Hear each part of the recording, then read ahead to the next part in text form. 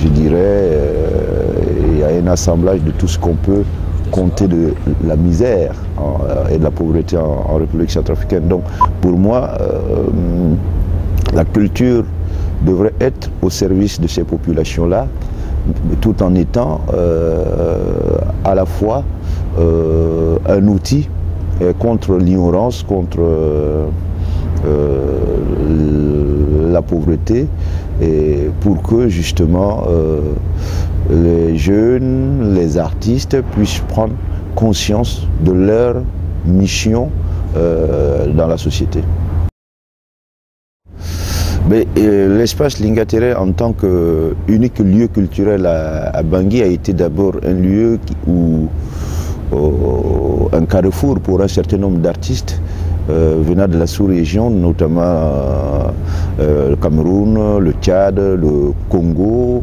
la République démocratique du Congo et au-delà de l'Afrique. Parce que moi j'ai accueilli aussi des artistes venant d'Europe, de jeunes, et c'est ce foisonnement-là qui a fait de telle sorte que ce lieu a existé pendant 20 ans. Effectivement, depuis les derniers événements en République centrafricaine, le centre a été entièrement pillé par les rebelles de la Séléka qui sont arrivés à Bangui pour renverser le régime en place. Nous avons tout perdu parce qu'au niveau du centre, au-delà du bâtiment, on a une radio culturelle des jeunes par les jeunes où tout le matériel a été pillé. Nous avions une petite bibliothèque de quartier et tous les équipements son, lumière et de production audiovisuelle. Et on a pu redémarrer, je dirais, un peu nos activités parce que dans tout ce mouvement de pillage et de destruction, quelques jeunes qui travaillent ou bien qui ont l'habitude de fréquenter le centre ont pu sauver 2 ou 3 petits trucs qui nous permettent aujourd'hui de travailler. Disons, l'avenir du centre, c'est un peu pour ça que je suis en France, par un élan de solidarité, je dirais, des amis artistes, notamment Richard de Marcy, avec le Naïf Théâtre, François Grosjean, Théâtre du Grand Parquet. On a décidé de monter toute une opération de solidarité artistique qui consisterait à ce que je puisse reprendre ici au Théâtre du Grand Parquet l'un des spectacles, je dirais, fondateurs du lieu. C'est-à-dire que après mes études de théâtre universitaire en France, je rencontre Richard, je décide de travailler parce que j'ai vu quelques-uns de ces spectacles et je me suis rendu compte qu'on avait plus ou moins les mêmes sensibilités artistiques, notamment au niveau de la comédie musicale. Moi, j'avais quitté le pays pour les études ici en laissant une bande d'amis dans une troupe amateur. Et donc, je décide donc de repartir à Bangui et j'invite Richard à me retrouver là-bas. Et là, on part de ce principe de la rencontre, Songo la rencontre, en disant, bon, on va partir sur un texte, un conte de la littérature orale centrafricaine qui s'appelle Les Esprits, les 2 bossus et les esprits de la forêt. Or que Richard, lui, avait travaillé sur les 2 bossus et la lune. Et on s'est rendu compte que, en fait, c'est les mêmes histoires, mais selon les lieux, parce que dans les tournées, je me suis rendu compte que ce conte était raconté aussi au Portugal, était raconté aussi au Brésil. Donc, j'ai vu la force de ce conte que mon grand-père me racontait, les deux bossus, les esprits de la forêt. Et il y avait une question à ce moment-là, en 92, qui me préoccupait et qui préoccupait, je dirais, le bande d'artistes et de copains, c'est que on voyait comment l'État avait distribué des permis à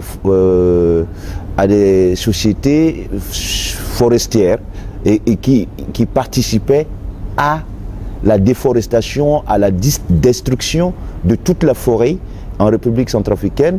et en même temps mettaient en danger la vie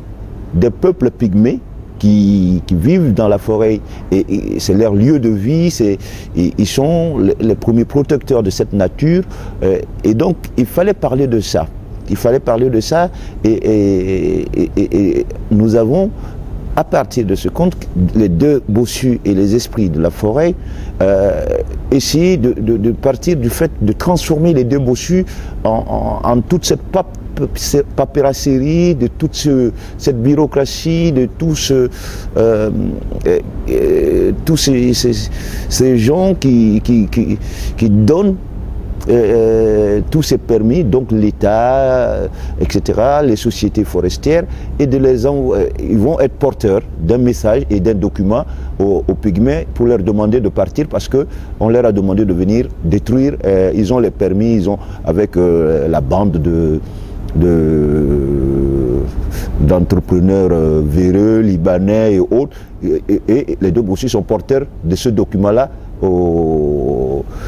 Pygmées, donc les esprits de la forêt, pour leur dire mais vous devez partir, quitter, parce que ça ne vous appartient plus, ce territoire-là, c'est à quelqu'un. Alors c'est là où ils vont subir, je dirais, un parcours initiatique, parce que les esprits de la forêt, les peuples pygmées, vont entraîner nos deux fonctionnaires bossus dans un parcours initiatique où ils vont, à ce moment-là, après ce parcours initiatique, découvrir la beauté de la forêt, découvrir la beauté de la nature, de ceux qui y vivent, et vont décider à la fin, justement, après cette rencontre, de dire, ben, nous, on ne veut plus détruire la forêt, ils vont jeter les permis, ils vont les déchirer, et donc c'est un conte à la fois écologique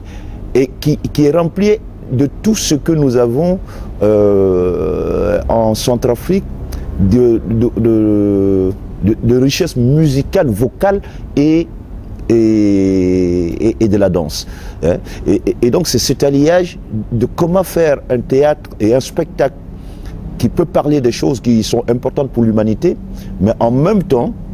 qui va s'enraciner dans des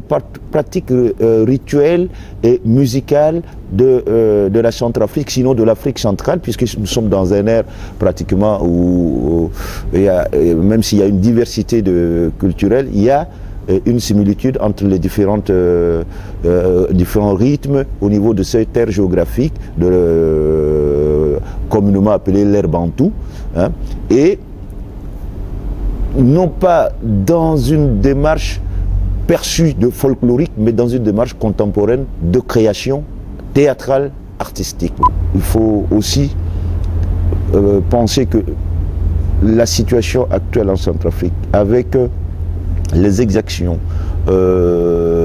avec les pillages, avec aussi la haine qui s'est installée entre les différentes communautés centrafricaines, qu'elles soient